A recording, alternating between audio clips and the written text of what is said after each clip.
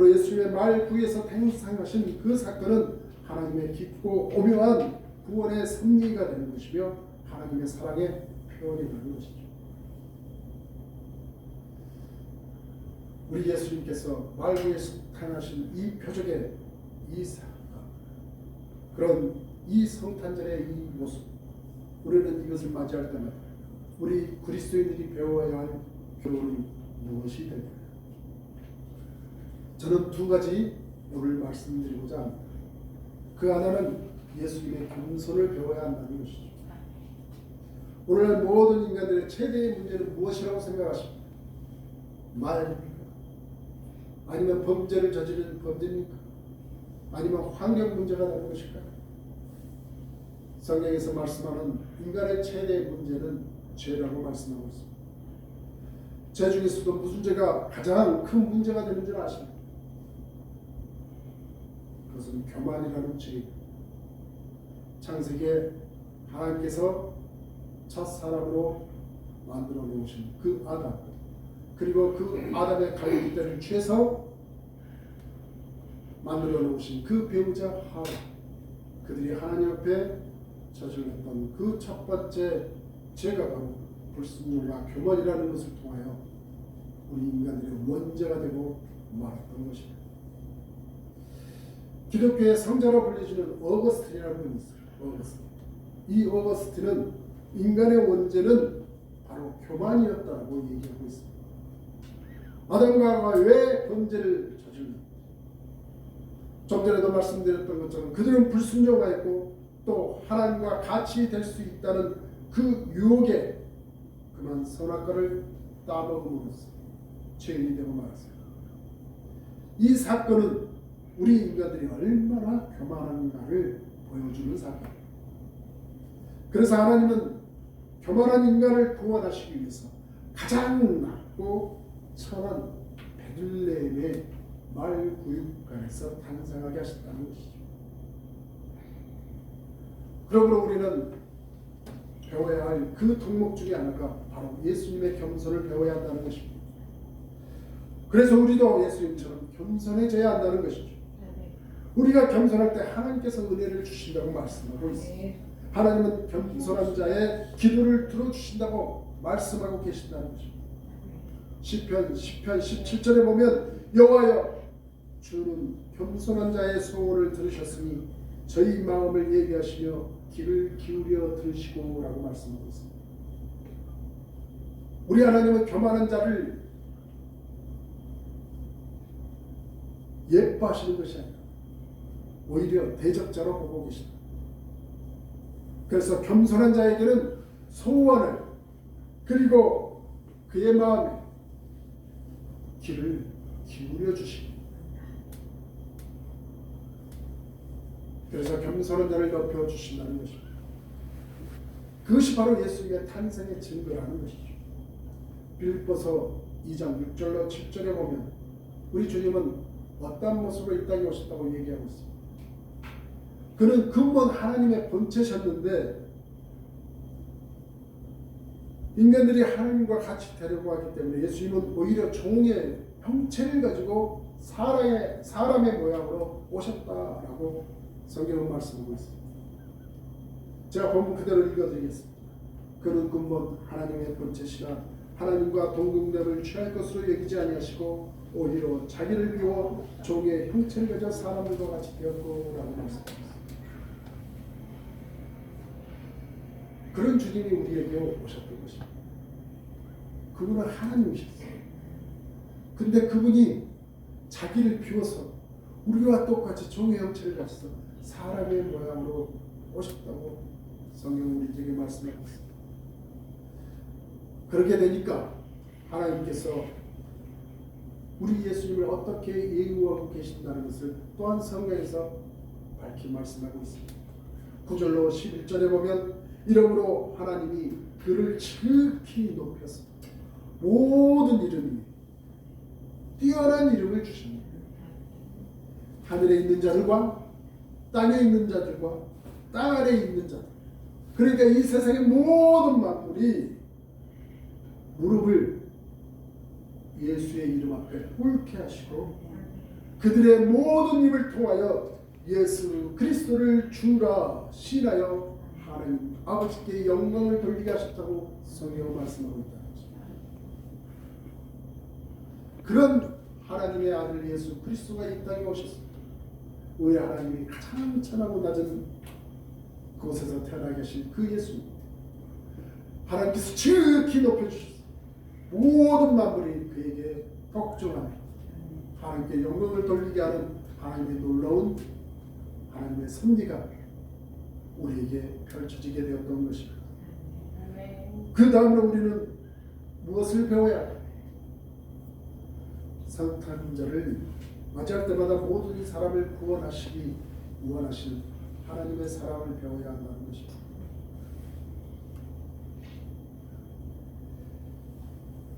우리 예수님께서 말 구육관에서 태어나신 것은 돈이 없어서 호텔에 가지 못한 것이 아니라고 말씀을 드렸죠.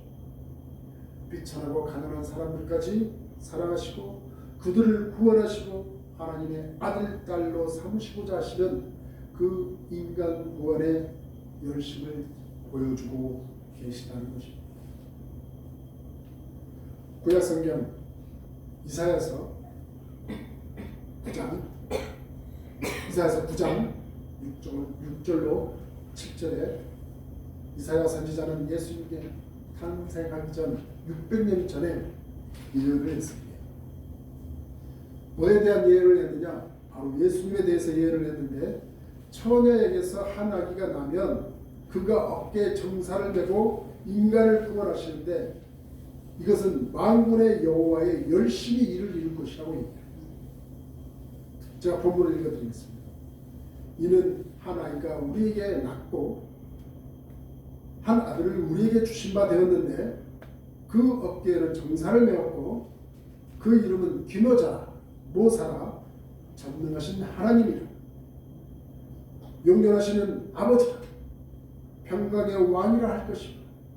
그 정사와 평강에 더함이 무궁하며 또 다윗의 위에 앉아서 그 나라를 굳게 세우고 자금 이후 영원토록 공평과 정의로 그것을 보존하실 것이라. 만군의 여호와의 열심히 일을 이루시리라. 이렇게 얘기합니다. 저희가 이루는 걸까요? 만군의 여호와 하나님께서 이것을 이루시는데 어떻게 이루신다고요? 열심으로 이루신다고. 자신의 모든 것을 다해서 이루신다고 하십니다. 건성으로 하신다는 것이 아니에요. 하나님의 전심전 모든 것을 다 드려서 하나님께서 이러한 것들을 이루시겠다고 말씀하고 계시다는 것입니다. 이 말씀대로 예수님은 오늘도 모든 인류가 죄악으로 멸망하는 것을 원치 않으시고 계속해서 자기 핏값으로 세우신 이 교회를 세우고 멀리는 선교사를 파송하시고 또 가까이는 우리들을 보내고 계시다는 것입니다. 또한 이 일을 위해서 하나님께서는 하늘 보좌를 버리시고 육신을 입으시고 이 베들레헴 말 구유에서 탄생하셨다는 것이죠.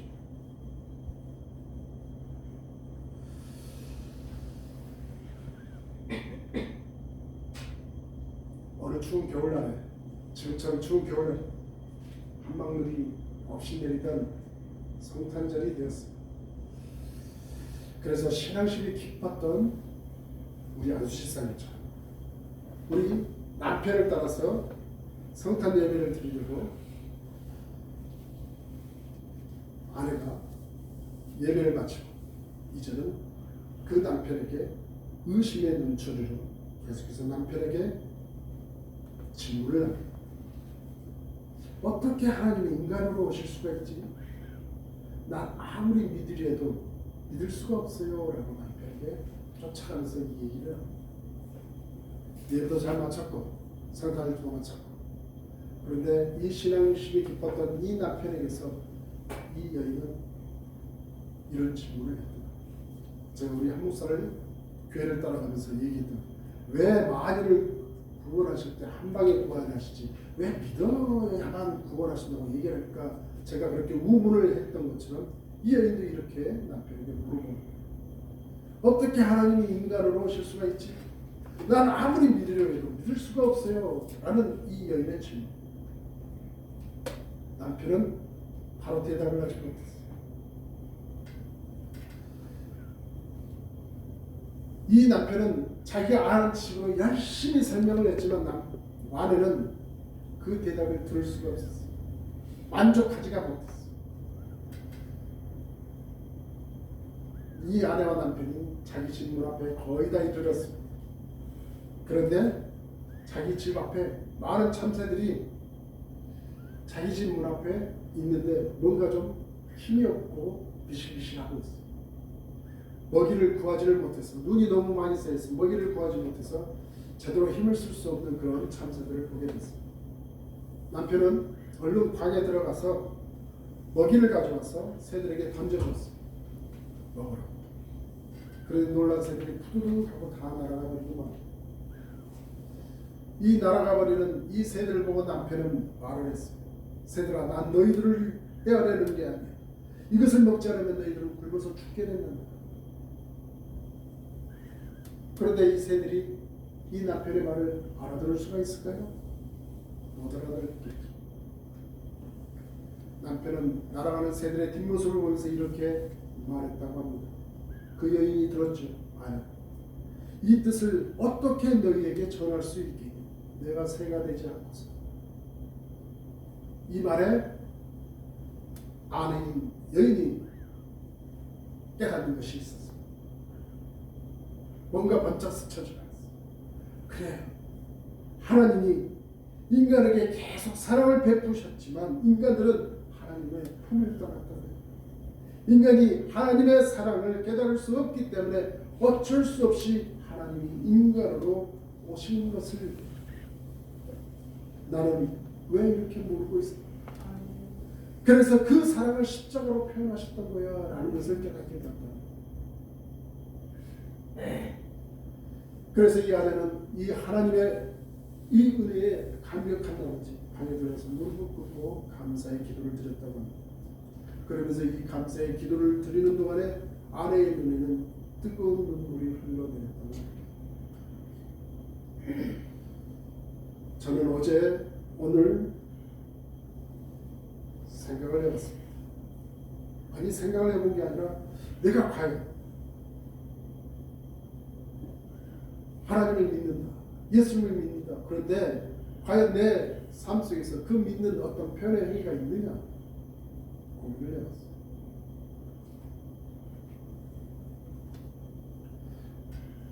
이 세상에 많은 사람들이 물론 다는 아니겠지만 많은 사람들이 이 예배 자리에 오늘 각기 하나님의 예배의 모습으로 하나님의 영광을 드러내는 그런 모습을 보이고 있을 것입니다. 나만 그러는 것이 아니고 이 세상에 많은 사람, 과연 그들에게 그런 믿음이 있을까?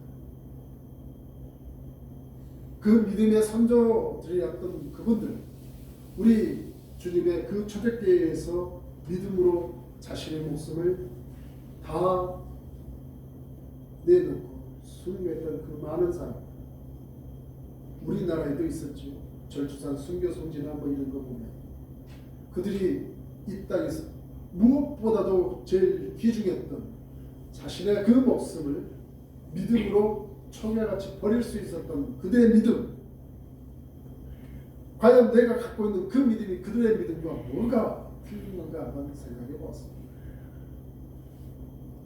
우리 일반적인 상식으로, 일반적인 생각으로, 이 세상에 있는 사람들의 생각으로 미친 짓, 왜 미친 짓을 저렇게 저러고 하고 있을까?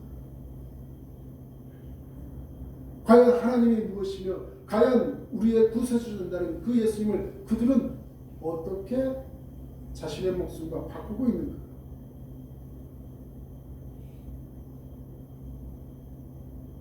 나는 예수님을 위해서 바꿀 수가 없는데, 내 목숨을 줄 수가 없는데, 우리 주님은 십자가에서 당신의 그 목숨을 우리의 모든 죄를 위해서 십자가에 달리셨어요. 당신은 아무 죄도 없다고 얘기했어요. 그러나 우리는 죄가 많은 허물덩어리. 하나님께서 지능으로 구원한 하나의 창조물이었습니다. 그런 창조물을 하나님께서는 사랑하셔서 우리에게 생명으로 기운을 불어주시고 하나님의 영으로 우리에게 채워주셨어요. 그러면서 우리에게 어려울 때마다 네가 힘들 일 예수라 그분의 말씀을 들려주시고 성령으로 우리에게 피할 길도 열어주시고 마음을 터치하시고 다시 한번 하나님의 품 안에 머물 수 있도록 끊임없이 우리를 붙들고 계시다. 오늘 이 성탄 주일날 여러분들의 믿음 과연 어디에 있습니까?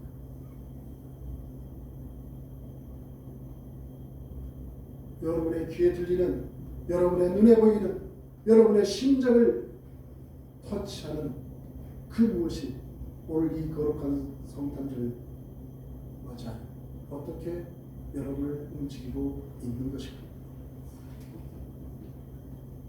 다시 한번 이 성탄 주일날 우리는 항상 하나님 앞에 겸손한 자로 우리는 이 땅에 살아가면서 그 예수님의 그 겸손을 항상 구비하여서 하나님이 우리에게 베풀어진 그 사랑을 많은 이들에게 접하는 그 모든 일들을 감수할 수 있고 그리고 그러한 모습들을 이 세상에 흘러넘치게 보여줄 수 있는 하나님의 복된 자녀들이 되어야 됨을 분명히 깨닫게 되는 오늘 이 아침이 되시기를 주님의 이름으로 축복을 드립니다. 이 거룩한 주일 다시 한번 우리는 구세주 오신 날을 기뻐하시면서 앞으로의 살아가는 삶 속에 항상 이러한 우리 주님으로 인하여 항상 평강과 기쁨과 소망이 넘쳐서 하나님의 영광을 드러내시는 하나님의 복된 자녀들이 되시기를 주님의 이름으로 축복드리겠습니다. 기도하시겠습니다. 사랑과 은혜가 풍성하신 하나님 아버지 감사합니다. 정말 우리는 믿음이 있다. 항상 믿음으로 하나님 앞에 구한다 하지만 진정 하나님께서 우리에게 보여주신 그 모든 것들을 믿음으로 바라보고 있는 것일까? 그리고 믿음으로 하나님 앞에 구하는 것일까? 다시 한번 이 성탄주일 우리를 위해서 모든 것을 내어놓으셨던 하나님의 그 놀라운 사랑 다시 한번 이 마음에 하나님께서 주시고자 하는 그 터치와 하나님께서 주시고자 하는 그 마음과 하나님께서 주시는 그 열심과 하나님께서 주시는 그 모든 소망 다시 한번 살아가는 삶 속에 하나님의 영광을 드러내는 복된 자녀들이 될 수 있도록 하나님 은혜를 주시고 하나님께서 도와주시고 하나님께서 함께하여 주시기를 간절히 원하옵나이다. 우리를 위하여 모든 것을 내어놓으신 예수 그리스도의 이름으로 감사하며 간절히 기도드리옵나이다. 아멘.